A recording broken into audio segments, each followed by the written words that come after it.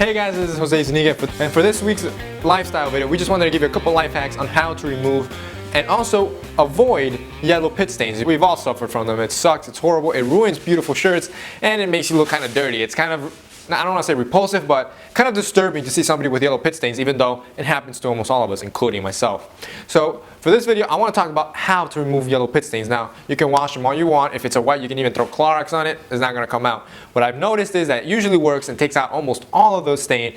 You know, just get some lemon juice and soak whatever area that is affected, soak it in there for 30 minutes. Take it out and just wash it. It should come all of it off. Now, that is basically the quickest life hack that I've read it online and it worked for me, so that's why I wanted to bring it to you guys, because hopefully it works for you, because it's something a lot of men suffer.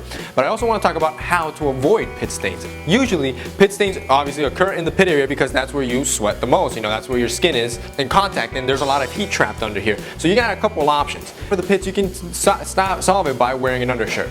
I don't like wearing undershirts, but it does solve the problem. Obviously, I would recommend you wear a V-neck undershirt. That way, you can hide the undershirt, you can't see it. The issue with the undershirts is, even though if you do wear a V-neck, you can still see the outline of the undershirt. As you can see, the shirt's pretty thin, and most dress shirts are this way. So when you wear a thick t-shirt under it, you usually get to see the outlines of the shirt, or of the t-shirt under the dress shirt. And that's why I don't like it. I think it looks a little disruptive, a little messy.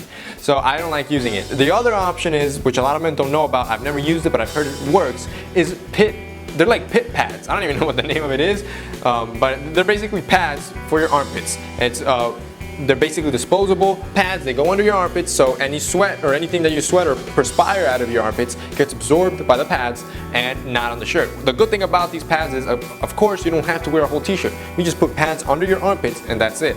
The only downside to that is that you have to keep buying pads. And it kind of sounds weird, you know, buying pads for your pits. But other than that, it's probably one of the best options if you severely suffer from this. And lastly, it's just good hygiene.